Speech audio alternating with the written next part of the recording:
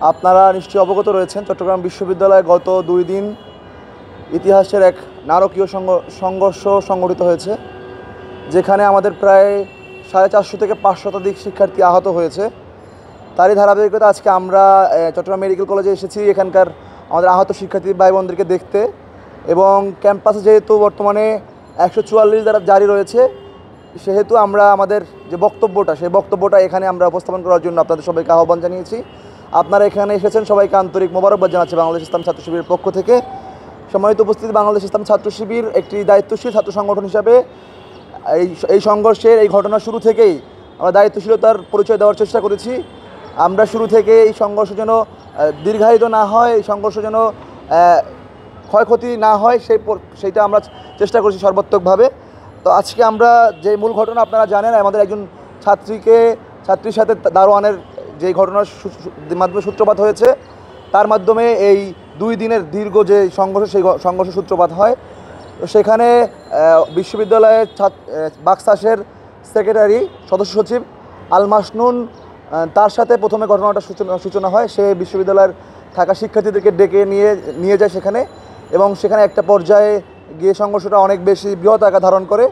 এবং ওই দিন রাতেই আমাদের প্রায় চট্টগ্রাম মেডিকেল 30 জন শিক্ষার্থীকে ভর্তি করা হয়েছিল, এবং আমাদের বিশ্ববিদ্যালয় মেডিকেল সেন্টার থেকে আরও 40 জনকে প্রাথমিক চিকিৎসা দিয়ে রিলিজ করা হয়েছে। প্রায় 70 জনের মতন প্রথম দিনে আহত হয়েছে, এবং পরবর্তী দিন মানে গতকালকে সারা দিনে প্রায় আমাদের 303 থেকে 4 শতাধিক শিক্ষার্থীরা আহত হয়েছে, যারা বর্তমান চট্টগ্রাম মেডিকেলে চিকিৎসা নিচ্ছেন। চট্টগ্রাম পার্কভিউ হাসপাতাল, মেট্রোপলিটন হাসপাতাল, ন্যাশনাল হাসপাতাল, মাওয়া শিশু হাসপাতালে চিকিৎসাধীন অবস্থায় রয়েছে। এবং আমাদের একজন শিক্ষার্থী নাইমুল ইসলাম, যিনি বর্তমানে ঢাকাতে চিকিৎসা নেওয়ার জন্য ঢাকাতে তাকে ট্রান্সফার করা হয়েছে।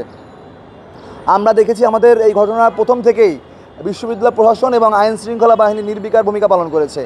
আমরা ওই দিন যেদিন ঝামেলাটা শুরু হয়, সেদিনেই হাটাজারি থানার পুলিশের সাথে কথা বলার চেষ্টা করেছি, ওখানকার যারা সেনাবাহিনীর দায়িত্বে রয়েছেন তাদের সাথে কথা বলার চেষ্টা করেছি, র্যাবের যারা দায়িত্বে রয়েছেন তাদের সবার সাথে কথা বলার চেষ্টা করেছি।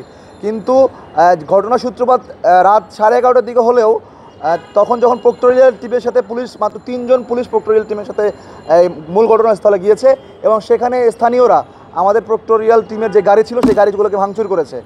মানে এত বড় একটা ঘটনা, সেখানে কিনা মাত্র 3 জন পুলিশ গেছে।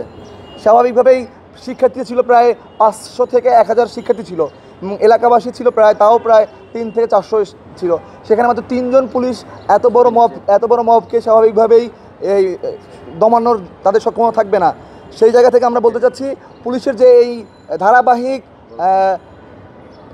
ব্যর্থতা, ধারাবাহিক যে দায়িত্বশীলতার ভূমিকায় না আসা, সেটা আমাদের এই ঘটনাকে আরও বেশি দীর্ঘায়িত করছে বলে আমরা মনে করি। আমরা ওই দিন সেনাবাহিনী রাত 12টায় ঘটনা শুরু হলেও সেনাবাহিনী আসতে রাত 4টা বাজে।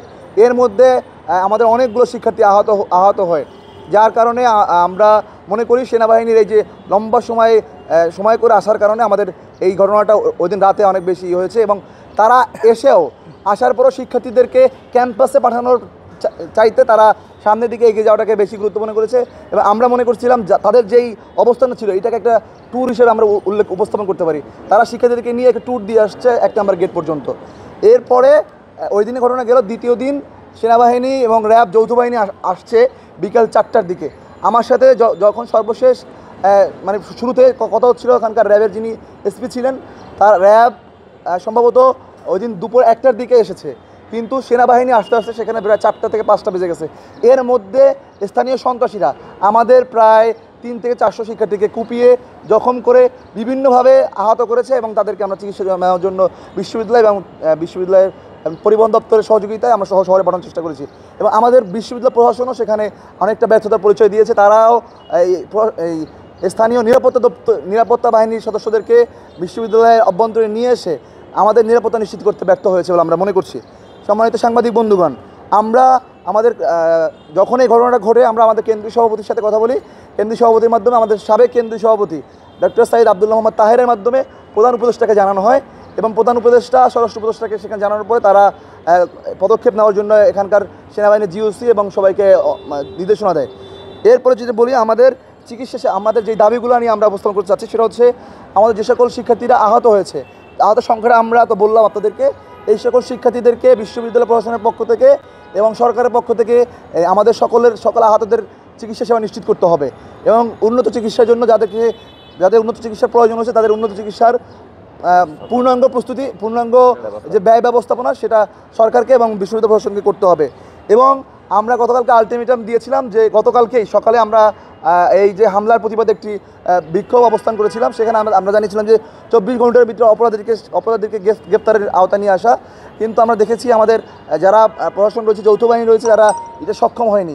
আমরা মনে করছি আমরা প্রথমে উল্লেখ করেছি যে আমাদের ক্যাম্পাসে আমরা সংবাদ সম্মেলন করলাম না কেন। অন্যতম কারণ হচ্ছে বর্তমানে ক্যাম্পাস এবং ক্যাম্পাসের পার্শ্ববর্তী এলাকায় 144 ধারা জারি রয়েছে। আমরা মনে করছি যতক্ষণ পর্যন্ত আমাদের ক্যাম্পাস এবং ক্যাম্পাসের পার্শ্ববর্তী এলাকা পূর্ণ নিরাপত্তা এবং এই যে উদ্ভূত যে পরিবেশ তৈরি হয়েছে এই পরিবেশ পূর্ণ নিরাপদ ক্যাম্পাস এবং সন্ত্রাসমুক্ত না হবে, ততক্ষণ পর্যন্ত আমাদের এই 144 ধারা জারি রাখার আমরা আহ্বান জানাচ্ছি। যতক্ষণ পর্যন্ত এই সন্ত্রাসীরা নিবৃত্ত না হবে, সন্ত্রাসীদের গ্রেপ্তার করা না হবে এবং আমাদের ক্যাম্পাসের যেই নিরাপদ ব্যবস্থাপনা সেই ব্যবস্থাপনা করতে না পারবে, ততক্ষণ পর্যন্ত আমাদের এই 144 ধারা জারি রাখার ব্যাপারে আমরা আমাদের দাবি উপস্থাপন করছি।